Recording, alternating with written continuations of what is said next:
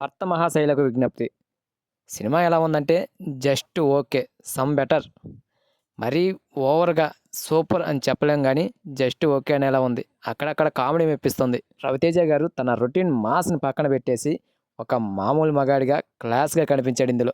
మాస్‌తో పోల్చుకుంటే క్లాసే బెటర్ అన్నట్టు ఉంది ఆయన పర్ఫార్మెన్స్ చూశాక ఇందులో. మ్యాటర్ ఏంటంటే పెళ్ళైన మగాడికి అనుకోకుండా ఒక అమ్మాయి పరిచయం అయ్యి, ఆ అమ్మాయిని మరోసారి పెళ్లి చేసుకోవాల్సి వస్తే, ఇద్దరి పిల్లల మధ్య నలిగిపోయే ఒక యువకుడి కథే ఈ సినిమా స్టోరీ.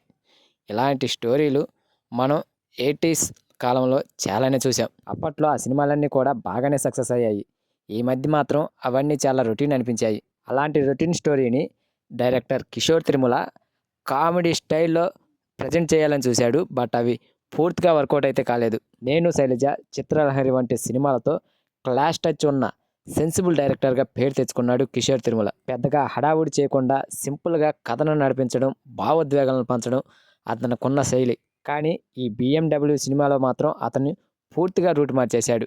ఆయనది టేకింగు, స్క్రీన్ ప్రెజెంటు అన్నీ కూడా చాలా లౌడ్‌గా అనిపించాయి. సోషల్ మీడియా ట్రెండ్ ఆధారంగా కామెడీని ఓవర్ ద టాప్ స్టైల్‌లో ప్రెజెంట్ చేయాలని చూశాడు. బట్ కొన్ని చోట్ల ఆ కామెడీ బాగానే వర్కౌట్ అయింది కానీ, కొన్ని చోట్ల మాత్రం వర్కౌట్ కాలేదు. ఫస్ట్ హాఫ్ అంతా కూడా మంచి కామెడీతో బోరింగ్‌గా అనిపించకుండా బాగానే సాగుతుంది. ఇక ఇంటర్వెల్ ట్విస్ట్ కూడా జస్ట్ ఓకే అనిపిస్తుంది.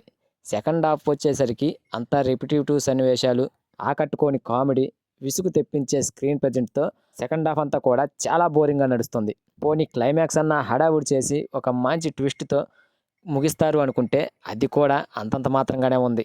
క్లైమాక్స్ సాదాసీదాగా ముగించేశారు. ఫైనల్‌లో సెంటిమెంట్‌ని కూడా యాడ్ చేశారు కానీ అవి పెద్దగా వర్కౌట్ కాలేదు. ఫైనల్లీ ఏంటంటే ఈ భర్త మహాశైలకు విజ్ఞప్తి అంటూ వచ్చిన ఈ సినిమా ఓ మోస్తారు వినోదంతో సరిపెట్టుకుంది. సో ఈ సినిమాకి నా రేటింగ్ వచ్చేసి 2.5 ఔట్ ఆఫ్ 5. రవితేజ గారికి ఫుల్ కమ్‌బ్యాక్ మూవీ అని చెప్పలేం కానీ తన స్టైల్ మార్చి మంచి పని చేశాడు. ఈ సంక్రాంతి హాలిడేస్‌లో ఈ యావరేజ్ సినిమా ఏ రేంజ్‌లో కలెక్షన్స్ రాబడుతుందో చూడాలి. సో గైస్ ఈ సినిమాని మీరు చూసుంటే మీకు ఎలా అనిపించిందో కామెంట్ చేయండి ఫ్రెండ్స్. వీడియో కనుక నచ్చితే ప్లీజ్ గైస్ లైక్ చేయండి, షేర్ చేయండి అండ్ సబ్స్క్రైబ్ చేసుకొని పక్కన ఉన్న బెల్ ఐకాన్ని క్లిక్ చేసుకొని ఆన్లో పెట్టుకోండి ఫ్రెండ్స్. ప్లీజ్.